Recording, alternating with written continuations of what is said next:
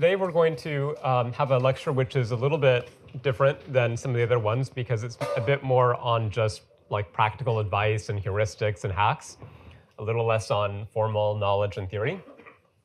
So the big disclaimer is that this is going to be a somewhat opinionated lecture. I'll share things that I think are good ideas, but they're not what everybody would agree on. It's just anecdotes from my own experience. And we'll talk about a bunch of different aspects of the deep learning pipeline and how to actually make working systems with data and models and good optimizers, and also then some comments on the other parts of the problem, like how do you create a good evaluation framework and how do you use compute effectively and so forth.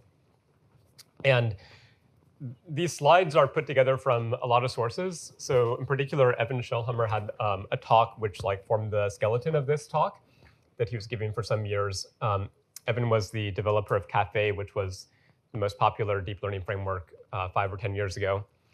And then I got a lot of tips from Andre Karpathy's blog posts on this topic and from my lab members and other folks. OK. So the starting point of this lecture is that a big part of the story of deep learning is not just the theory or the algorithms. It's actually the hacks, the practical tips. It's a little bit of a triumph of the practitioners over the academics and the theorists. It doesn't mean that we won't eventually have a very clean mathematical theory of deep learning, but historically, a lot of the people that have really made progress here have just done these things which we might call hacking. And it's worth valuing that and understanding that. And in the generalization lecture, I talked about this paper briefly, which is that you can overfit to a set of random labels with a deep net. And this means that the generalization bounds you get from some classical theories, like the VC dimension, are vacuous. They don't really tell you anything about how well that system will generalize, and yet deep nets generalize, so clearly the classical theory doesn't quite work. And a lot of the places you may have been introduced to deep learning, if you've studied it in the past or you've programmed with neural nets in the past, would be courses that are very practical in nature, like Fast.ai, which are really focused on, let's just code these systems and make them run, and maybe the math and the theory is secondary. OK. So this practical stuff is a big part of the story, and it's worth understanding. So I'm gonna start with one story, which comes from my postdoc advisor, Alyosha Efros, here on the right, back when I was at Berkeley. And his advisor, Jitendra Malik, on the left,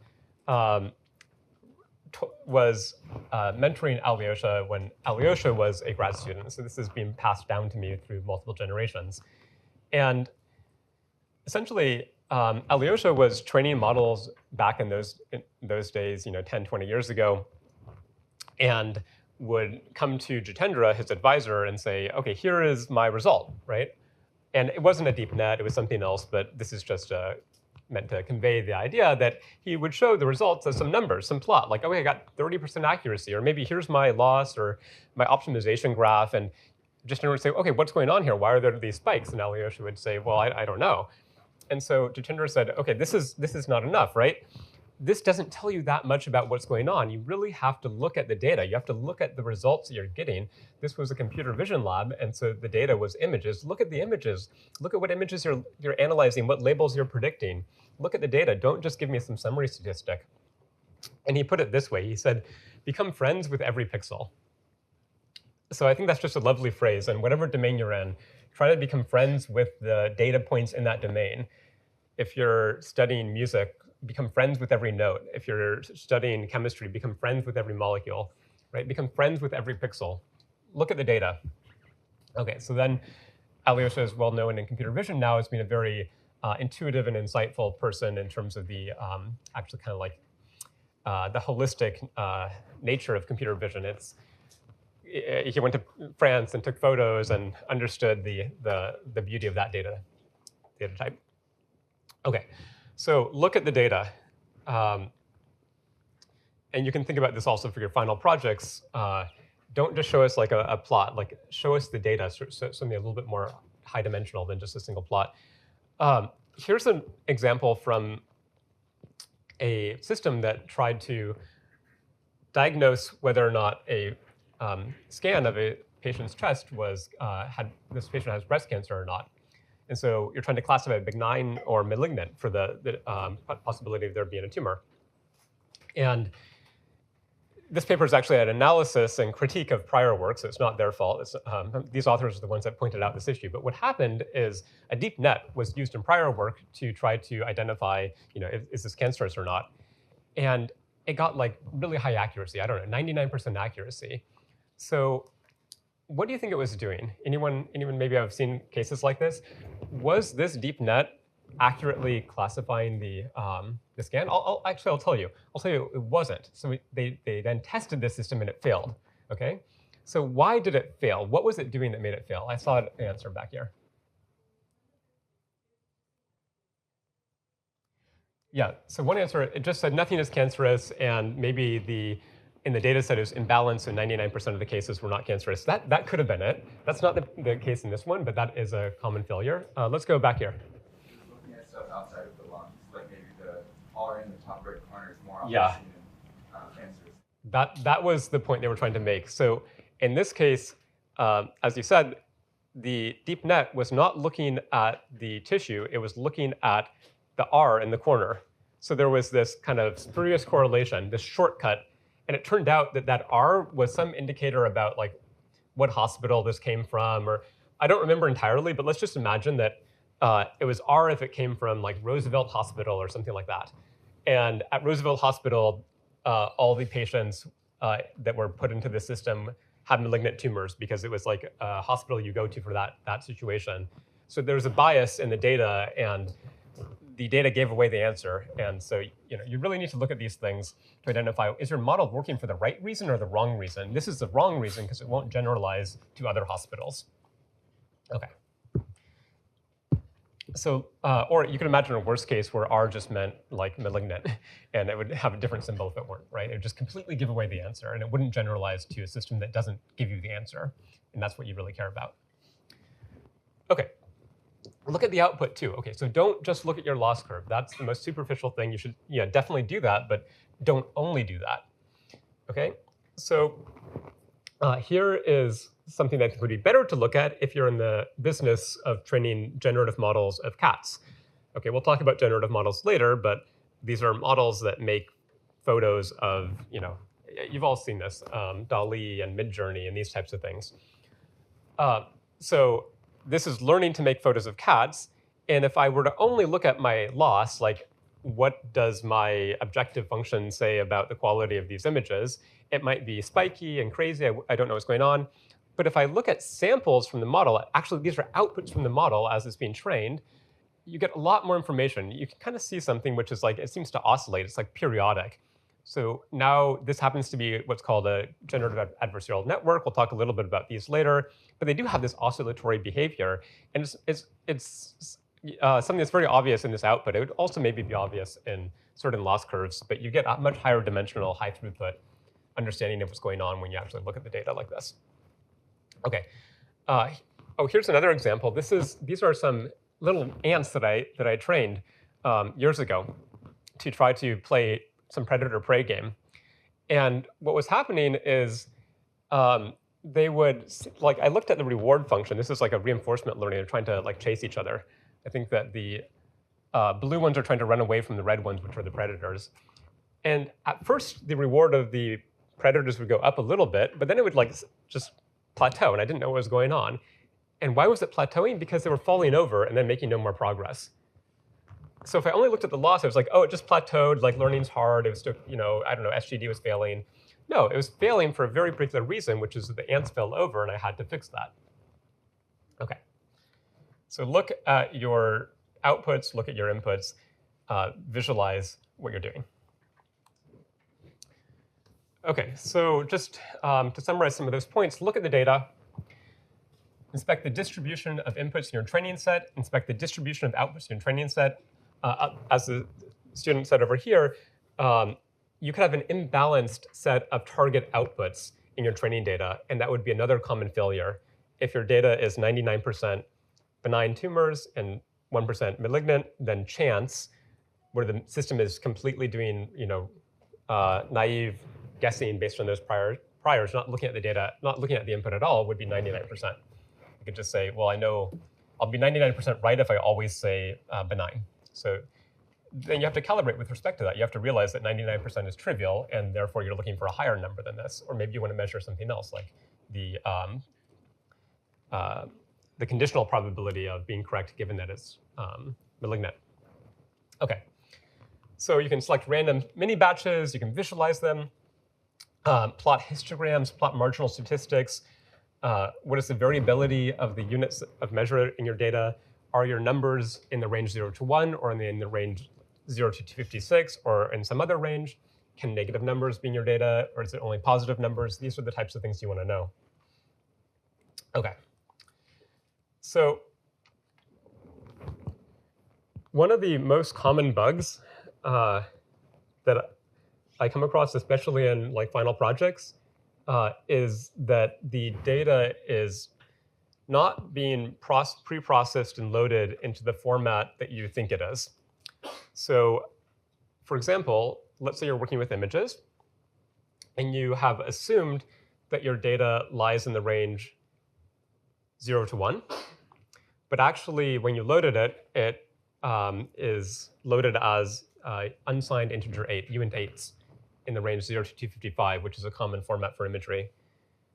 So you might have a bug because you have code that actually like clamps. Let's say you actually like clamp your inputs to be between 0 and 1, but the data you're loading is between 0 and 255. So now you're losing all of the information because you're making all your data points equal to either 0 or 1. So you have to be very careful about this. And what I would recommend, and I think it's just a very simple recipe, is somewhere in your code you're going to have model.forward, right? You're going to run your neural net in a forward pass on your data point. Right before that line is where you should inspect the data. So you don't want to inspect the data like as it's stored on your hard drive. You don't want to inspect the data as it's initially loaded by your data loader. You can do that too, but the place where you really need to understand what the format of the data is and what the distribution of the data is right before you run your model on it. And make sure that what format you think it is, what shape you think it has, what dimensionality you think it has, exactly matches what it actually is in practice. OK, so here's just another example of where this can go wrong. So it turns out that in some of these old neural net libraries, one is called decaf, another is called cafe. So these are like the precursors of PyTorch and TensorFlow and other models like that, other systems like that. If you load an image off of your disk, in decaf, it will be represented upside down. It'll be flipped. And in cafe, the channels will be permuted. So the standard color space for cafe is BGR instead of RGB. The color channels are permuted. And so if I have an image on disk and it's in RGB order, and then I load it into cafe, the order of the channels will be the blue channel is in the first channel dimension, the first index. OK, so that was because of some old convention in a library called OpenCV. It doesn't really matter, but it used to be BGR was the convention, and now we use RGB as the convention. But let's say that I'm training my cafe model on images, and maybe it says, oh, this is a blueberry, right? Well, that could be because it's actually seeing an object which has a strong red channel, but it's interpreting that red channel as the color blue because maybe the system was pre-trained on data in the format RGB, but now you load it into cafe and it's in the framework BGR. So anyway, you can get errors like this. So you really need to have a match between what your model is expecting and what you're giving it. And if there's any mismatch between training and inference, or between the model architecture and the numerical transformations that you apply and the data format, then this will cause problems. OK, so here's, I think, the most important function in deep learning. This is one that I wrote, so it's a very clever, advanced contribution. OK, so here it is. Inspect data. OK, so I just put this all over in code that I write. Right before you call model.forward, that's the most important place to put this, but you can just sprinkle it all throughout your code. OK, it's going to just tell you a few things and to me, these are the most important things to know about your data, but there's a lot more you could think of as well. Again, you could try to visualize it somehow or plot two-dimensional distributions over the different axes. But OK, what's the data type? Is it a tensor? Is it a 32-bit tensor? Is it a uint? Is it what is it? What's the shape? Right? The shape of the tensors in deep learning are super critical. Does it require gradients? OK, so in your problem sets, you're constantly training these networks, and any parameter that you want to train needs to have requires gradient equals true so that you're actually getting gradients for that parameter. What is the min? What is the max? What is the mean? What is the variance? You could go on from here, but these are the ones I like. There are some libraries that just kind of give you this by default, but I find those, those sometimes change and have to require an install, or it's just a little bit. I just like this snippet of code. That snippet of code will kind of work, I think, for at least a few years. OK. So really simple, but I actually think this kind of stuff is important. OK, so data. Another thing is, again, the numerical range matters a lot. So one of the standard and most useful ways of removing dependence on exactly the units in which you're measuring your inputs and your data in general is to normalize it somehow. This is like the standardization transformation, where I take my data and I subtract the mean and divide by the variance, or by the square root of the variance. This is a really common first step to any kind of data loading that you're going to do. You load your data, you subtract the mean, divide by the variance. OK? And the point that this achieves is that it makes it so that you're kind of invariant to exactly the unit of measure that you in which the data is stored. So if I'm modeling some geospatial information, it doesn't matter if I've measured my data with meters or centimeters or inches or feet. If you standardize, then it will remove the dependence on the scale of those measurements to some degree. At least it removes, it makes it unit variance and zero mean. OK, you could also squash and squish in other ways to massage your data into a more canonical distribution. Yeah, question. I was going to ask, is this necessarily better than just mean maximum? Yeah, exactly. So is this better than like just divide by the difference between the min and the max, or subtract the min divided by the difference between the min and max?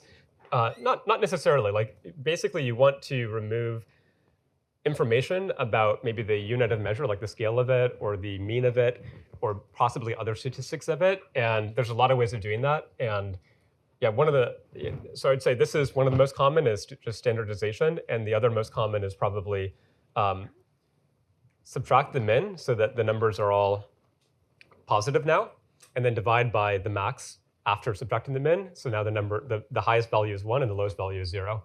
That's another very nice trick. Now your data lies in the range 0 to 1. OK. And this kind of removes inductive bias about the unit of measurement, which might be good or might be bad. So it says that no one dimension is treated as like more important a priori than another dimension. They're all on the same scale. They all range from 0 to 1. Can anybody think of a case where this would be bad, where actually would want to use that information about the scale? OK, yeah. So if you have, say, like horizontal and vertical distance, yeah, they are actually like two-dimensional phenomena, so you wouldn't want to scale them differently. Yeah, if you have horizontal and vertical distance, you might not want to scale these differently because maybe distance in the vertical dimension is like physically different in meaning than distance in the horizontal dimension. Is that what you're getting at? If they're physically the same, you want to scale them together as opposed to independent. Oh, if they're physically so if they're physically the same, then it could be that the horizontal data, it has like a very narrow distribution, but you wouldn't want to therefore scale it up because now it's like you're measuring space and the horizontal axis differently than the vertical axis. Yeah, so there's a lot of interesting considerations that can come up where this could go wrong. But I would say in general, it's like a good heuristic. OK.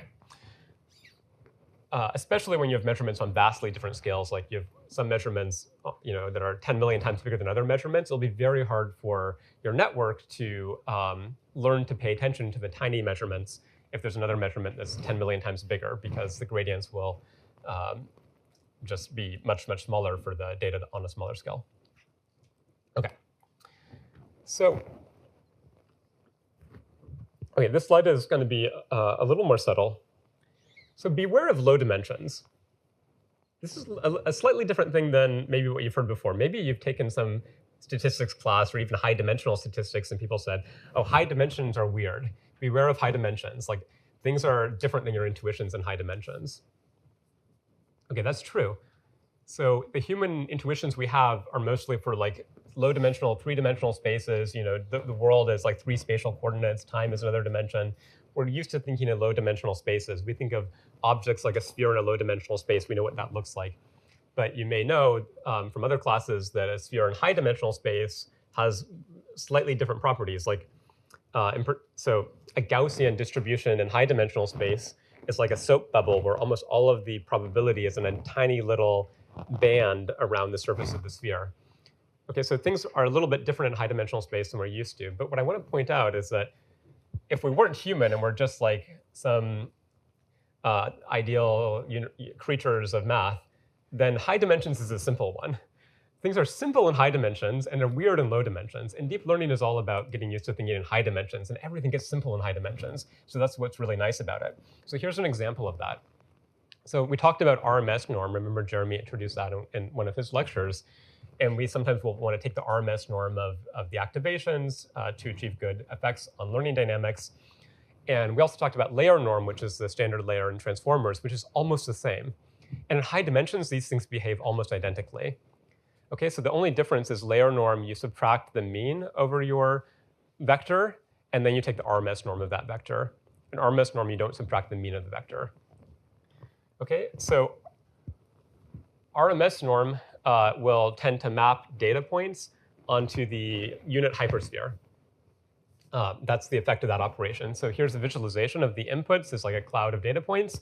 And then the outputs after an RMS norm layer are going to map everything to this unit sphere. Okay, so that is this normalization. You get everything onto the unit.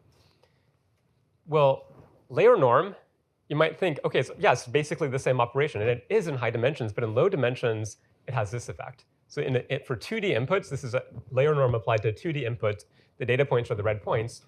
What layer norm is doing is by subtracting the mean, like the vector x is 2-dimensional for a 2D space, and we're subtracting the mean of a 2-dimensional vector. I'm losing 1 degree of freedom, and now that kind of degenerates into all of my outputs have to be on, I lost 1 degree of freedom, essentially.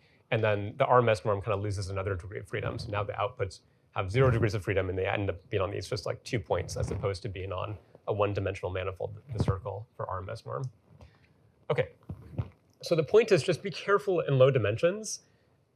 Try to work in high dimensions as much as possible where things are nice and simple, and get an intuition for high dimensions. And especially normalization layers like batch norm won't work well if your batch size is small. Layer norm won't work well if your layer dimensionality is small, or it will have weird effects like this. So you have to be really careful. I remember I had a bug. So the work that was the most popular that I've ever been involved in was this project called Pix2Pix. And in the initial code release of that project, I had batch norm over a batch size of 1 and for one of the baselines. And batch norm over a batch size of 1 means take a data point and subtract the mean over a batch of 1. It's just take the data, subtract it, it's 0. So that baseline was trivially beaten. And I corrected it. We still beat the baseline in the end, but that was out there for a while, and that was just a bug. So you can't take batch norm over batch size 1. You can't do layer norm over layer size 1 if the dimensionality of the layer is 1. Okay. Okay, so the general trick is just you're going to be working with data tensors of size, batch size by n by m by c, maybe some other dimensions as well, these tensors, right? The weights are going to be matrices n by m. Just make sure all of your dimensions are big, and you'll be in good shape. Yeah. When you say big, what sort of scale do you mean? Oh, yeah, when I say big, what kind of scale do I mean? That's these are just heuristics. So I don't know, like let's say, at least 10 and above, and ideally probably as big as the bigger the better in general, I would say. Like asymptotically, everything becomes nice and simple. Like deep learning is kind of like thermodynamics. It's really hard to say anything about a set of 3 or 4 molecules. The 3-body problem in physics is really hard to solve, but it's very easy to say what the temperature is of a billion atoms, because asymptotically things become very, very simple. We leverage the law of large numbers. So it's the same thing. Like you always want to be toward the asymptotic limit. Okay, what is the cost? Well, money, time, energy. So there is a trade-off. there's not zero cost to increasing the scale of these things, but for kind of statistics and inference and prediction, bigger is better. Okay. So yeah, these are basically things that I've already said, but you want to know the range of your data. You want to know the shape of your data. And one little trick, this is coming from Evan, is that if you want to kind of sanity check your neural net architecture, don't test it on tensors in which different dimensions of the tensor all are the same number, because it makes it much harder to catch errors with reshaping, because it could be that like you do some reshaping operations and you still get a tensor of dimension 64 in the second dimension of that tensor, but the first dimension also should be 64, and you actually have permuted the tensor in the wrong way, but you can't tell. So you get kind of a better type checking to make sure the numbers all work if you use a unique set of numbers, a unique dimensionality for each dimension of the tensor. Okay, so it's a good way of just getting syntax errors in your code, and they'll throw a shape mismatch error when you've used unique numbers if you're getting them in the wrong order, but they won't if you have the same dimensionality.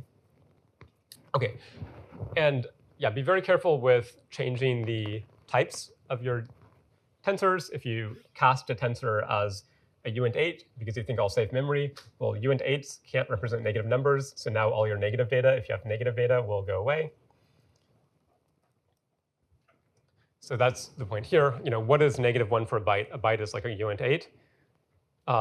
And what if I've taken my input data? I'm like, oh, I know my input data is positive, but now I standardized it to make it lie between be unit variance and centered on 0. So that means it can have negative values. But I still have the intuition, well, I'm working with only positive data, but I've standardized it. Well, now it becomes it has negative values, but it's uint8s, and it can't have negative values. OK, there's going to be a bug. OK. So you've probably gotten the feeling for this in the piece that's already, but a lot of your code is just going to be reshape operations. And this becomes a bookkeeping nightmare. You're going to have a lot of bugs that come up just because you didn't reshape things in the right way. You're constantly transposing, permuting, reshaping, flattening, unflattening, unsqueezing, squeezing, right? This is like half the code in PyTorch. And I personally can never remember the conventions for these things. So if I do reshape a tensor, let's say it's a 2-dimensional tensor, and I reshape it into a flattened array, so just a vector of the product of the 2 dimensions, is this going to stack the rows into a sequence or stack the columns into a sequence? I don't even remember. I don't know what this does. Who knows, actually? Is it going to be like row major order or column major order? If I have a matrix, is it going to read off the row and then the next row and put it after the first row? Does anyone know? For reshape in PyTorch? Yeah.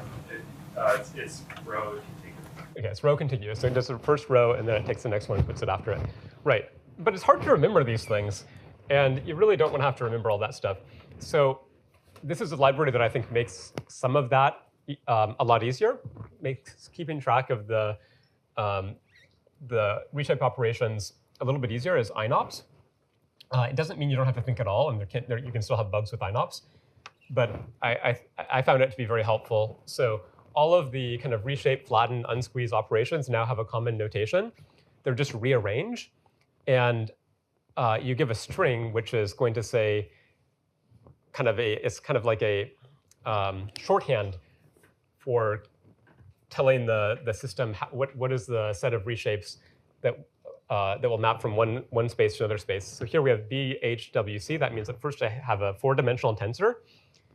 And I'm going to map that to HBWC.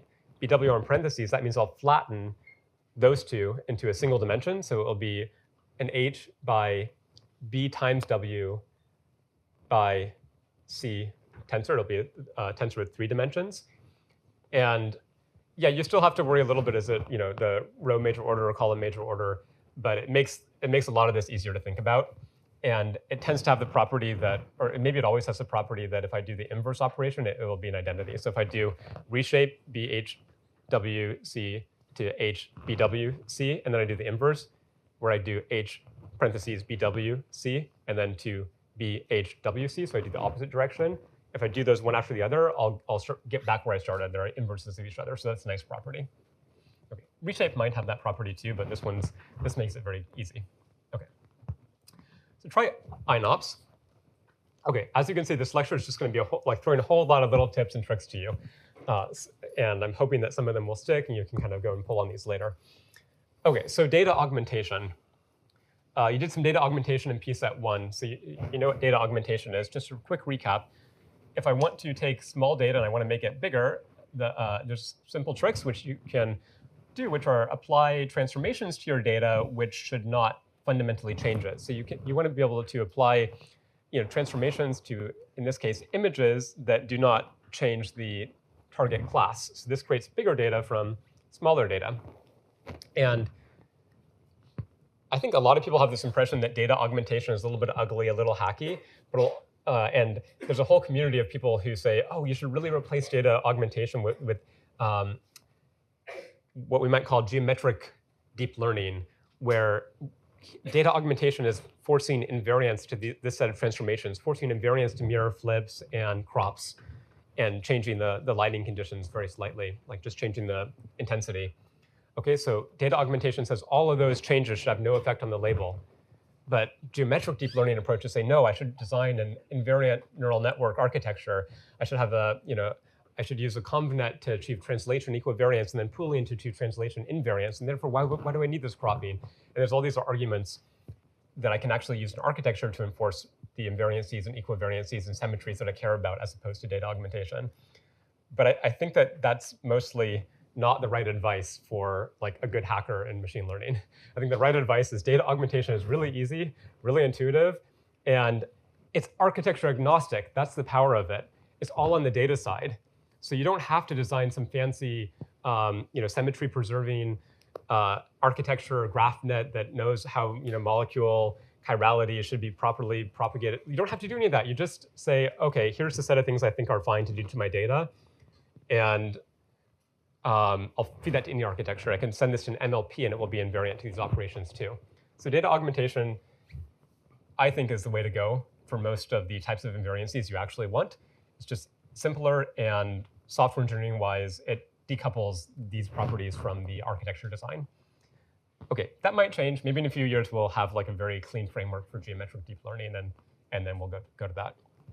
OK, but I love data augmentation. I think it's one of the most important tools. And there's another kind of data augmentation, which is really cool, which is sometimes called domain randomization. And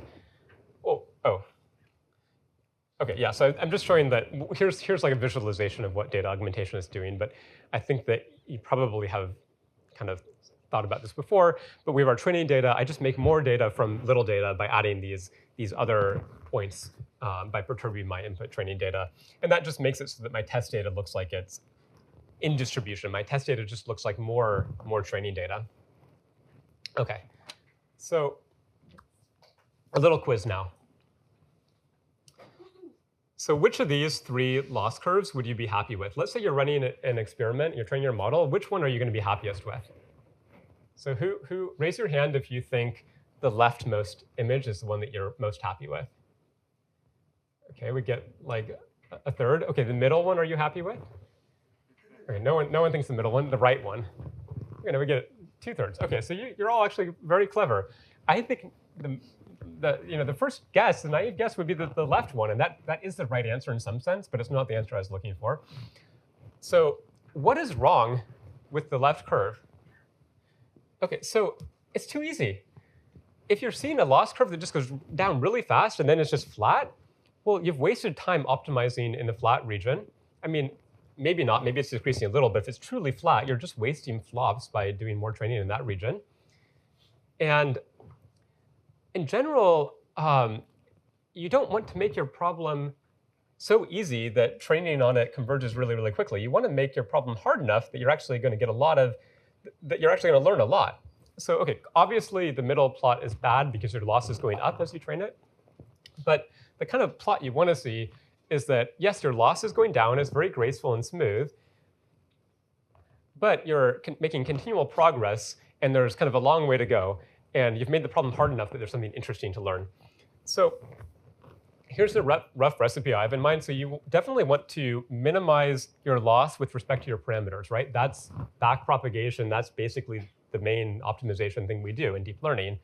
But there's another thing that we don't usually optimize, but if you're going to actually work on a large-scale project, most of your time will be on this part, is changing your data to make it harder. Make your data hard enough that there's a lot of information you can get out of it. Okay, so you don't necessarily want to max over data, but you want to kind of like increase the difficulty of your data until there's something interesting to learn from it. So, and that's what domain randomization, that's what data augmentation do. They add more data so the learning problem becomes harder. They're a little bit like going from the really bad, easy loss function on the left, loss curve on the left, to this one over here. Why? Because you're adding more data points that the model has to learn about. And why is that a good thing? Because it will generalize better, okay, right? So fitting this distribution, understanding that is easier than this, but the last one, which is the hardest to train on, is going to generalize the best. Okay, so another version of that idea goes under the name domain randomization. So this is a popular term in robotics, where we want to train a robot to be able to pick up blocks on a table. And I could train it with just one lighting condition, with just, this is training in simulation and testing in reality. I could train it with just like one particular setting of colors of the blocks, but then it will only know how to pick up blocks of that color. I could train it with one lighting condition, but then it will only work when I'm in that lighting condition. So I make my problem harder by adding all this random variation, and it will take a lot longer to train, but it will generalize better to any new test environment with different color blocks than it saw at training time. Yeah. Will it generalize even to lighting conditions that never happen? Will it generalize to light changes that never happen? So the idea is that you want to make it so that you've covered all possible lightings in your training data, so that the test data just looks like another random lighting condition that exists in the training data. So the short answer is no, it won't generalize to a lighting configuration that's not seen in this randomized training data.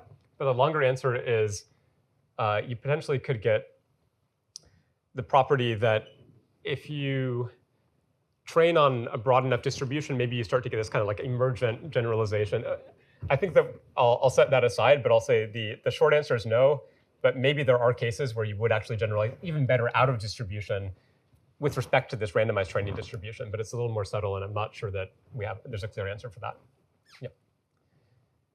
Okay. So what is this doing? We're just minimizing the gap between the source domain, which is simulation, and the target domain, which is reality, by randomizing the source domain. This is what OpenAI used for their robot hand some years ago. And I'll just show you what their data augmentation looked like. So they just had a simulated environment. They rendered that hand with a lot of random conditions. They also randomized the physics parameters. They randomized gravity. So why would they randomize gravity? We know that gravity is negative 9.8 meters per second, or whatever it is, right? And why would they randomize gravity? What do you think? Let's go here. Space. Oh, right. OK. So the answer, you go to space, change the altitude. Maybe you're on a different planet. That's one good answer. So it will generally, like if they want their robot to work on Mars, this will work better. That's not quite, I think, what they had in mind. They weren't quite imagining going to Mars yet, but OK. When the machine is moving, the effective can some acceleration can change the gravity. That's a really good point. So when the machine is moving, then your measurement of gravity is affected by that because of some general relativity type, reference frame. You can't tell the difference between acceleration and gravity according to physics, right? So that's another possibility. I think that's part of it, but what I think was the real reason is their gravity, they have these accelerometers that measure things like how the robot's moving and what the gravity direction is, what's down, what's up. And it was just a little bit noisy. So they're just modeling that noise, essentially. They're saying, well, actually, our physical measurement of gravity might be like pointing in the wrong direction. Maybe 9.8 is always correct, but let's say it's like slightly miscalibrated, so slightly in the wrong direction. Well, if I trained so that it's always slightly randomized, it doesn't matter if I'm miscalibrated. It'll still be within distribution. It'll still be robust to that variation. OK, a lot of good answers here, but here's the one that I thought was like the most important kind of surprise is that, or the most important lesson is that this is on the x-axis, the years of training, simulated years. So it trains in a few weeks, but it was simulated years of experience. And on the y-axis is the performance, so higher is better. And with no randomization, it learns really, really quickly. So this is like that loss curve that goes down really, really quickly. And some engineer on this project might have seen that curve and been like, OK, we're done. We solved it. But they were smarter than that. And they said, no, let's add a lot of randomization and make it robust to all the different errors in gravity that we might be measuring, and make it robust to all the lighting conditions. And then it took, look at this, it took like 10 times longer to get to the same level. Like this was 1 year of experience to get to there, let's say, and then 10 years. This is a logarithmic scale. So they're having to train this thing for so much longer to make it solve a much harder problem, which is to solve robotic cube manipulation under a lot of different conditions as opposed to just one condition. And if you reported that to your manager and you're like, oh, I got lower accuracy, well, a bad manager would say, oh, get rid of that, make it learn quickly. But that's wrong, because you want to make the problem hard enough that it will actually generalize to the real cases you care about, which are the test cases, not the training cases. This is performance on the training data. OK, so high training accuracy means the problem is too easy. So make your problem hard enough that it will generalize better. OK. So let's see, continuing on with this theme. So in academia, in universities, in research labs, most of the time in machine learning, in deep learning, we do the following. We say we have fixed data. You're given data, and you have to model it, right?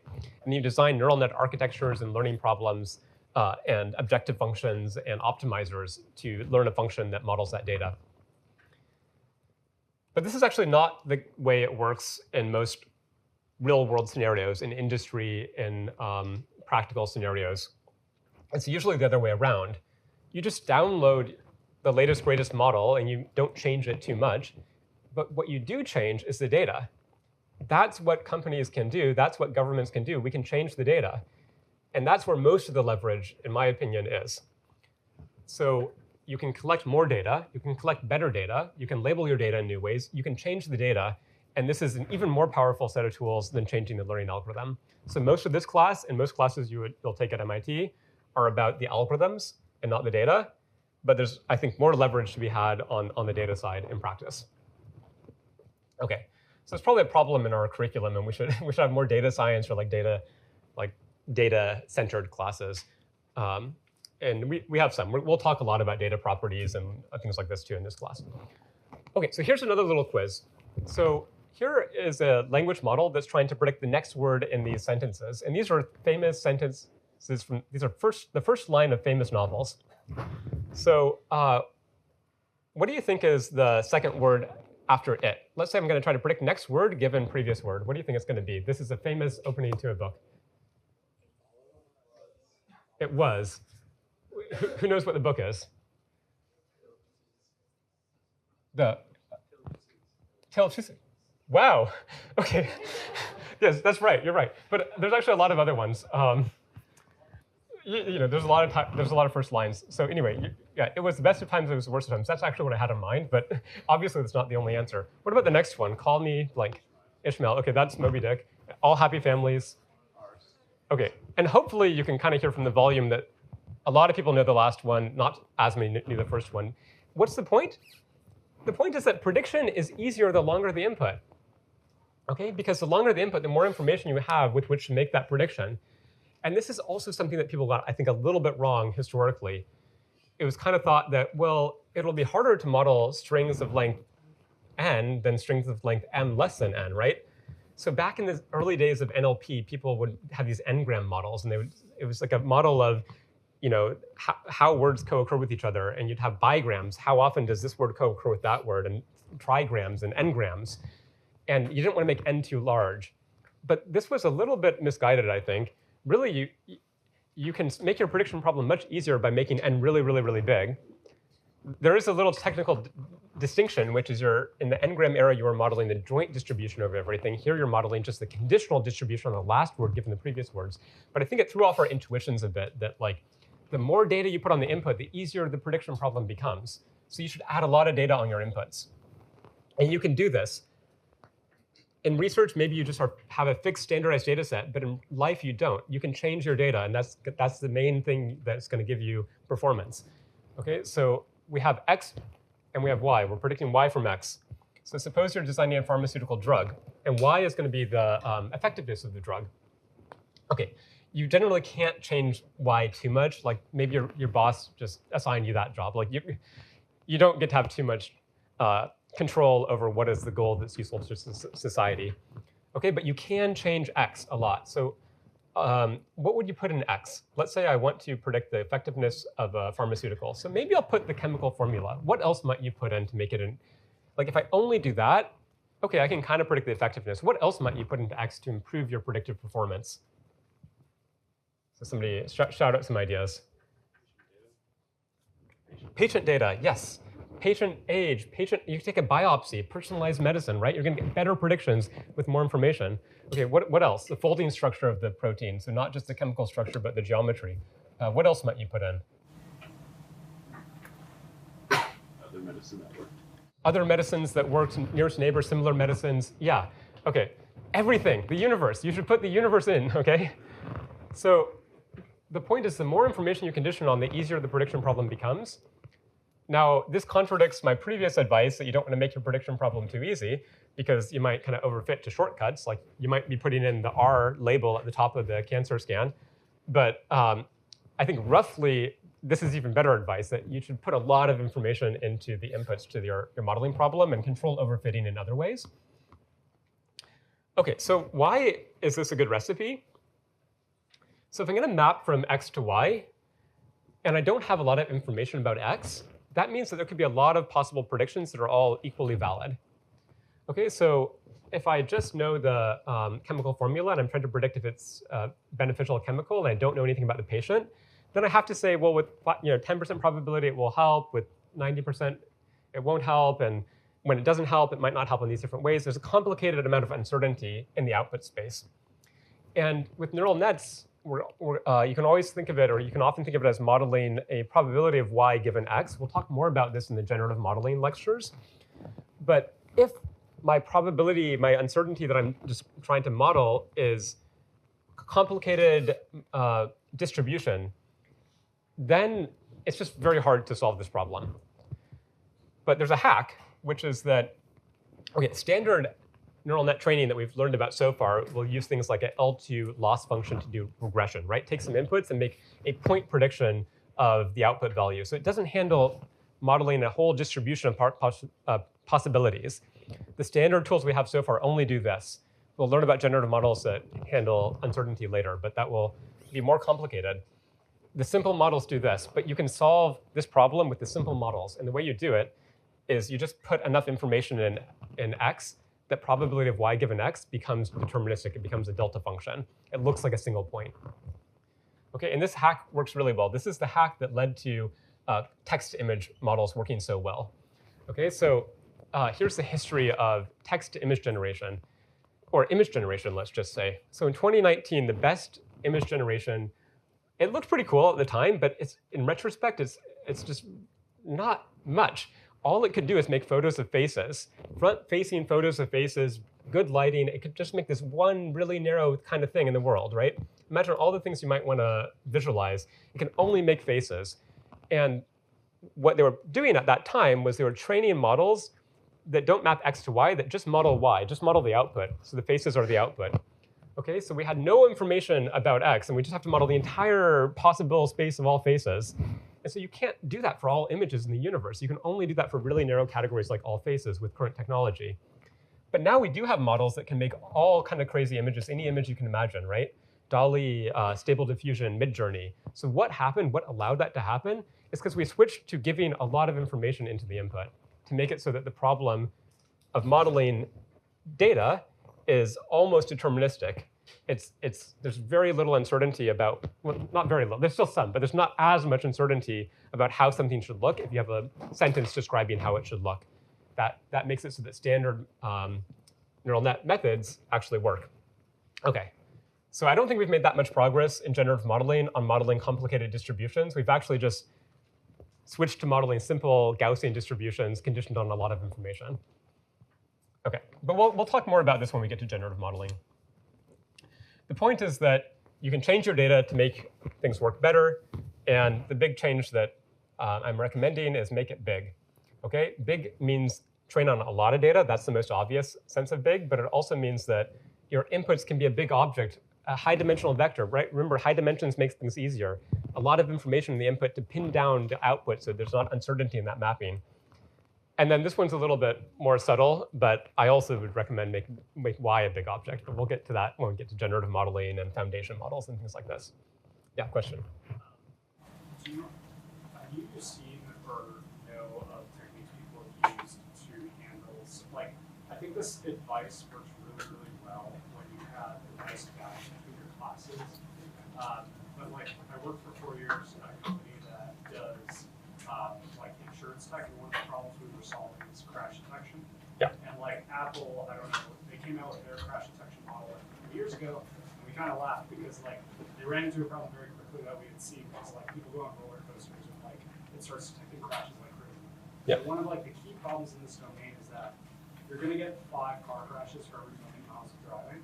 So if you want to scale your data up really big, but respect to the distribution shift, like between you know, less than a fraction of a percent of actual data being true positive, like we end up training on like 8 terabyte data sets that have 2,000 crashes, and like a lot of this advice just like doesn't scale. So yeah, great comment that if the stuff you care about in your data is extremely rare, then just scaling your data might not be the most efficient way of capturing those rare classes, because you'll be wasting most of your scale on the common case, which is already well understood.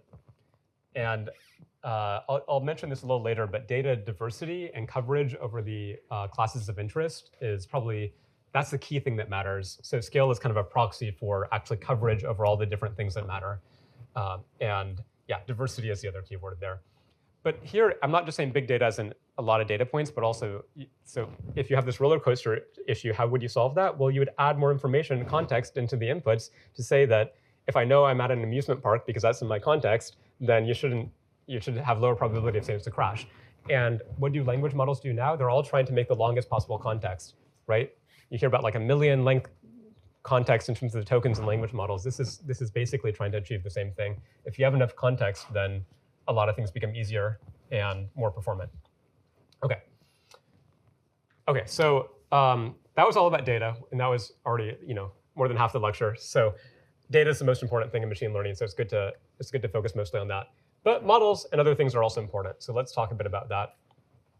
OK, so I think the first principle of modeling is keep it simple. Why keep it simple? It just pays off multiple times. Simple models are easier to build, to debug, to share. It's tractable to understand. So we can't do any of this theory and like really understanding how these things work and giving guarantees about them unless we keep things really simple. And it may be a little frustrating to be like, oh, why are we proving properties of MLPs? Like, I want to do a more complicated model. But it's because it's easier on the simpler models. And so we should take that as a constraint on what we can actually make progress on. It's easier to build theories around simple models. But this is the other one. You might think, oh, but that's a trade-off. Like, I want a really powerful model. No, simple models are also the most powerful models, right? Well, the simplest model that fits the data, that is, by some arguments that we talked a little bit about, going to be the best model. And there's the intuitive argument of Occam's razor, and then there's a lot of formalizations of that with generalization bounds and ideas of optimal inference. OK, so I would just say I've been saying this for years in lectures like this, but I still think it's true. If you focus on simplicity and overweigh that relative to what the average person does, and are willing to sacrifice some accuracy, are willing to sacrifice some other things, you'll have an unfair advantage, and your contributions will really stand the test of time. So like what I tell my students is, if method A gets 1% better on benchmarks than method B, but method A is more complicated than method B by like some factor, go with the simpler, publish the simpler method. like there's so much competition in research to have these like bold numbers, the leaderboard of the benchmark. And if you just remove all the bells and whistles that got you to that bold number, that being the leader, you'll probably have a method which will stand the test of time and be higher impact long term. Okay, so don't fight for that last 1% by adding complexity. Every bit of complexity you add has a cost, and it's usually not worth a little tiny change in accuracy on your problem. Okay, unless you're like saving lives at a hospital. And, okay, so anyway, there are some cases where it might be, but keep it as simple as possible. Yeah.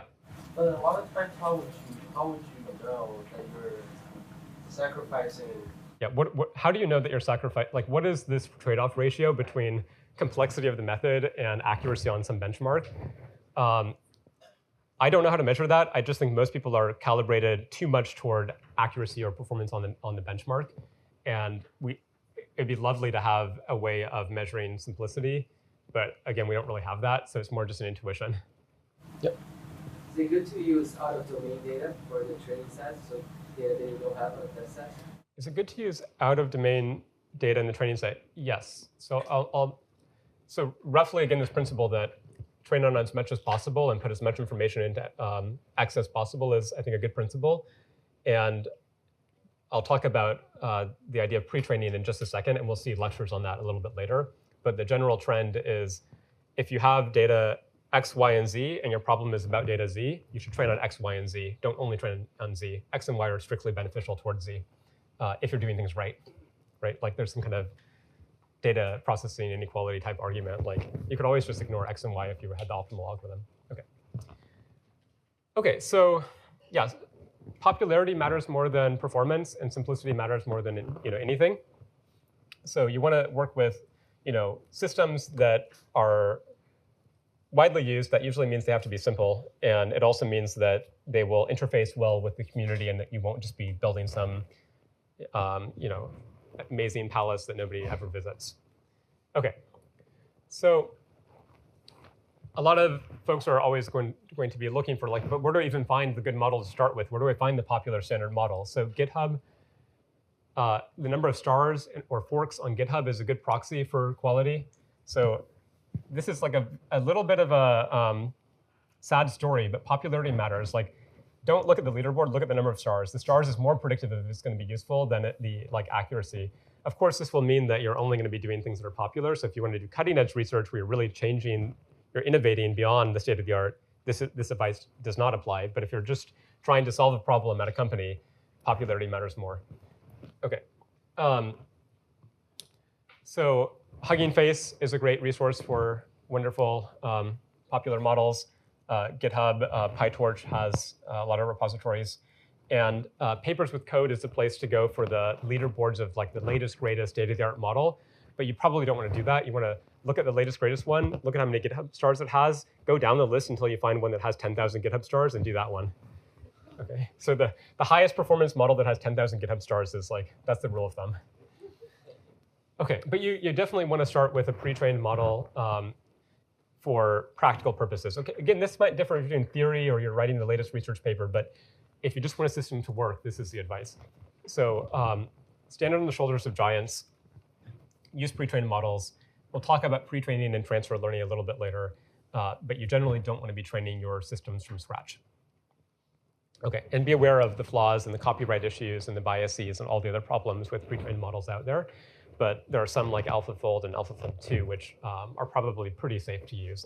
There might not be too many negatives, social biases, or ethical issues there. Okay. Okay, so here's another little trick that I like, which is to transform your problem into a solved problem. Again, it goes back to the simplicity and popularity are things that matter a lot. So if there exists a solution to your problem, just transform into that solution, okay? There's a little in CS theory where we talk about polynomial time reducibility. I can show that I can find a polynomial time method that will convert my problem into a known problem, and this gives me some way of understanding my problem. Okay, so can I find a way of changing a new problem that I don't know how to solve? In this example, I'll give image colorization to a known problem that I already know how to solve, like image classification. Okay, so this is a project that I was involved in, almost 10 years ago now, you're going to try to predict the color of the black and white image, like predict every pixel value. So at first you're thinking, this doesn't look very much like just a classification problem. I'm trying to do something like regression, where I'm trying to predict the color. And I'm trying to predict the color of every pixel, not just one label. OK. Well, we set it up as empirical risk minimization. So find the function f that makes the correct predictions on the training data in expectation. You can predict the colors, and then you can concatenate them with the input image. So you don't have to predict the black and white. It's already in the input. You get a colorized photo. OK, so how do we turn colorization into, how do we reduce that into classification? So first we say we could just predict the color of the image, right? Yellow, it's a class, right? So just have k different color classes. That would be OK. So how do I turn colors into classes? Well, I can just quantize my space. So I can say I'll have one class is yellow, one class is orange, one class is blue. Each class I'll represent with a one-hot vector, just like we normally do for classification problems. OK, so now rather than cat, dog, elephant, it will be the blue class, the yellow class. In each box here will be a different discrete class. OK, so now just like I could predict the label as rockfish, I can predict the label as color. It's the same math. OK, but how do I do that for every pixel? OK, what do you think? How am I going to change from doing a whole image classification to a per pixel classification? We've already seen it. What architecture should I use? CNN, ConvNet, yeah. OK, so ConvNet just says, I will predict the label of the center pixel of a patch. And if I slide that ConvNet across the whole image, I will be predicting the label, the color, of every pixel in the image. So now I've converted classification into per pixel color class prediction over a sliding window operator. OK. And so that allows me to formulate my problem as classification, which is generally a good idea. Or we would call it softmax regression for the softmax cross-entropy loss. OK, so why is this generally a good idea? Well, we have really good machinery for it. We know how it works. But there's another interesting property, which, OK, I'm not going to have time to go into all the details, but the softmax distribution, the categorical distribution that you predict, is fully expressive over all possible. So for every pixel, I'm going to predict the color. And I'm actually modeling a fully expressive distribution over the space of probability mass functions over the discrete vocabulary that I'm modeling. So that means this is like the most general way of quantifying uncertainty or modeling a distribution over a discrete variable. And if I were doing like regression, least squares regression, that would not be the case. It's not. It can only represent Gaussian distributions. So this is why classification has this like nice property of being more expressive than regression for this type of problem. And discrete classes are also easy to label, easy to talk about, easy for humans to understand. OK. Another one is that under this representation, we remove the inductive bias about how we have measured distance in the input space, because all one-hot variables are equidistant from each other. So the distance is always 1 or 0. There is 0 if it's the same class, and 1 if it's two different classes. So this kind of removes inductive bias about how we represent target variables. OK. So here's some good default choices for this year for using deep learning in a new domain. So turn your data into one-hot vectors. Transform your goal into cross-entropy classification. And use Atom and Transformer to solve it. OK, so just the basic recipe. This will work pretty well. OK, but there's a few things that you should be aware of not to use, in my opinion. Again, it's a bit subjective. Don't use batch norm. I think that lesson has kind of gotten out now, so I don't know if I still need to say this. But if you're using batch norm, just get rid of it. So batch norm introduces a strong dependency between the batch size, which is one of the kind of cardinal hyperparameters that matters in deep learning, and the learning. So batch norm is normalizing activations with respect to the statistics of a data batch. Okay, so you're introducing this even stronger dependency on batch size. So now your performance will change dramatically when you change batch size. And this means that if I change my batch size, I have to retune my whole model, and I don't really want to do that. Batch norm has different performance at train time and test time, which is undesirable. Because at train time, I will have a big batch, and I'll take the statistics from it. At test time, I usually have just one data point I'm processing, and I have to do something else. I can't normalize with respect to the batch. Instead, you use kind of learned statistics. It makes distributed computing really hard because I can't just shard up my batch onto a lot of nodes in my cluster. I have to communicate information about the different elements of the batch across nodes. So you have this communication overhead. OK, so just use layer norm. That's the standard one right now. Maybe there'll be other standards in the future. Some stuff you can read if you want on the problems with batch norm. And I already mentioned that in the Pix2Pix project, we did batch norm on batch size 1 and had a bug. So that's one problem.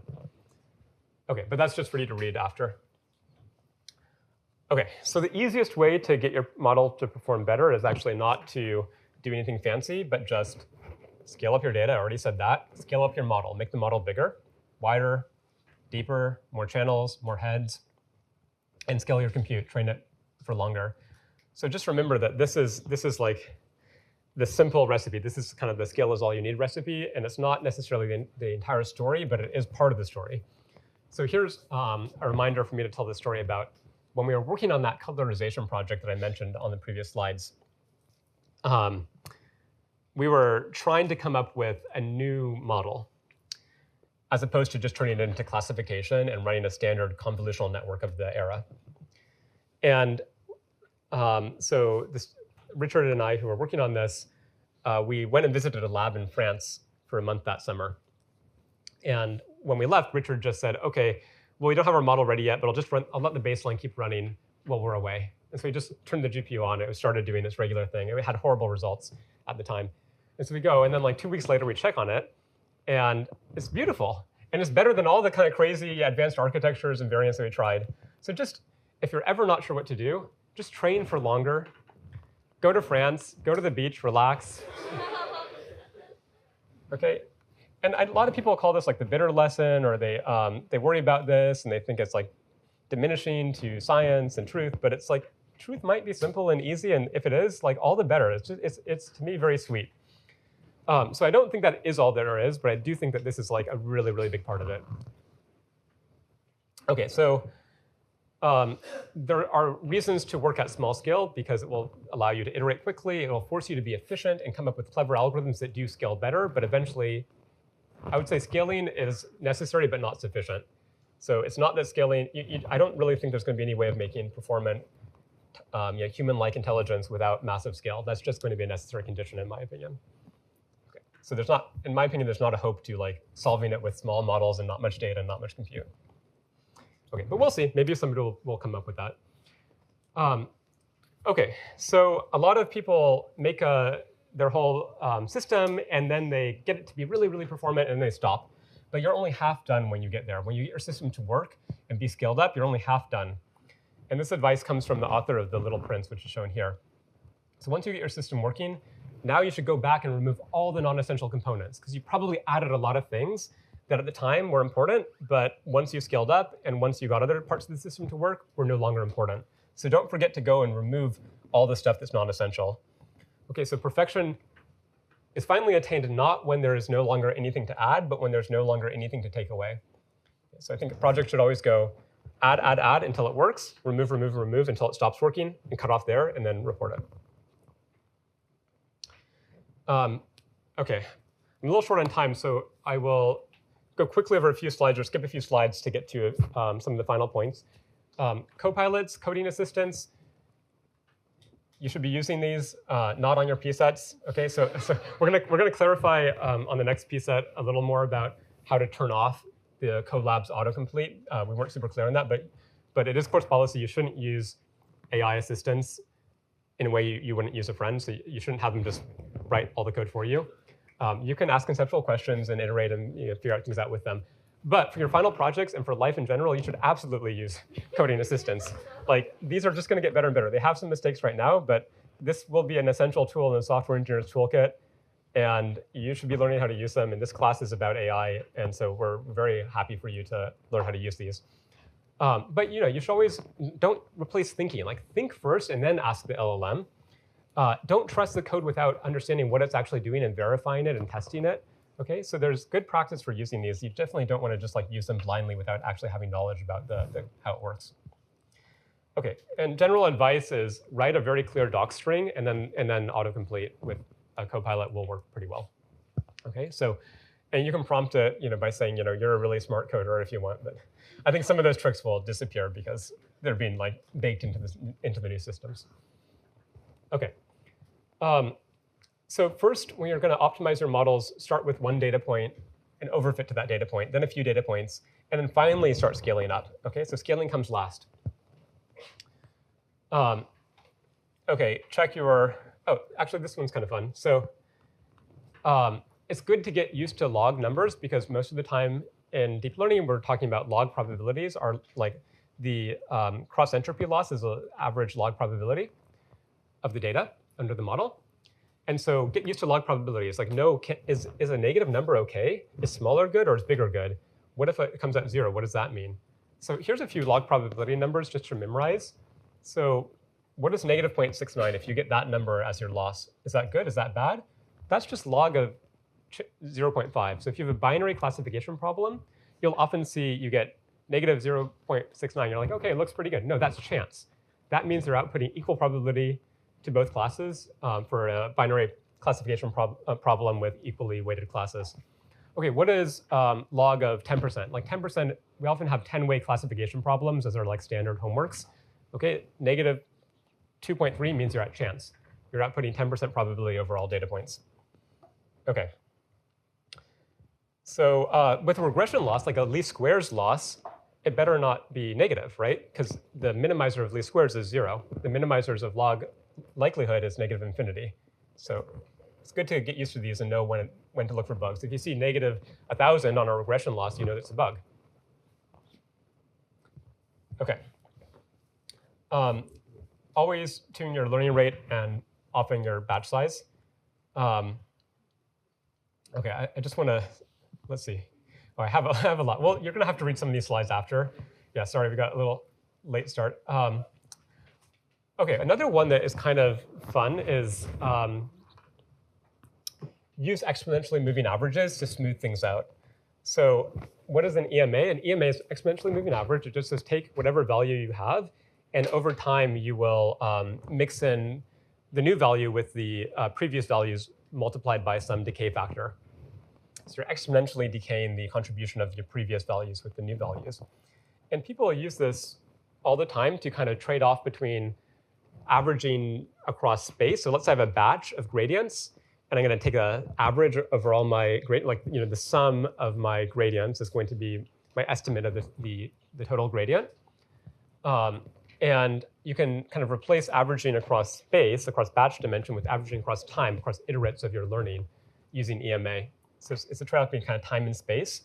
And whatever quantity you have in deep learning, gradients, activations, data, weights, even target predictions, you might want to try putting an EMA on that. Just like you can, in PyTorch, just have some wrapper that says this variable will not be its value, but be its value summed up over all the previous values. And then it becomes the kind of EMA version of that variable. OK. So yes, I packed way too much into this lecture. OK, this one I want to point out too. OK, so there's all these pieces of advice and little tips here. But if you're going to make some nice dish for dinner tonight, do you think that it would, which spice should you use, right? So, somebody might say, coming from Google or someone might say, like, oh, cayenne pepper is all you need. It's just the best. Just use that, right? OK, is that right? Is cayenne pepper all you need? No, it's not quite like that. So attention is not all you need. Attention is one thing that works pretty well and has certain effects. OK, ReLUs are nice, but it's really like cooking to me. It's very multimodal in the success landscape as a function of all these things. You want to find the right combination of spices that solves your problem. Every regularizer you add is going to have a certain effect, and they'll overlap. So you have to have some regularization. Do you need to have skip connections? Well, yes, you do if you have a really deep architecture, but maybe you don't if you have an optimizer which somehow doesn't have vanishing gradients. Okay, so you have to get the right combination, and there's many combinations that are all equally valid. So you can have a nice spicy chicken dish with cayenne and peppers on it, or you could have like a nice sushi with miso and soy sauce and things like this. And they're both good, and you just want to learn that which ingredient to use to have which effect. Some ingredients regularize, some ingredients increase capacity, some ingredients make optimization faster. So you just have to get the right combination. And don't overspice it, don't over-rely on one. OK, so I think I'll end there. The rest of the slides have various tips that you can read on your own time. I hope that they're self-explanatory, and I will see you next week.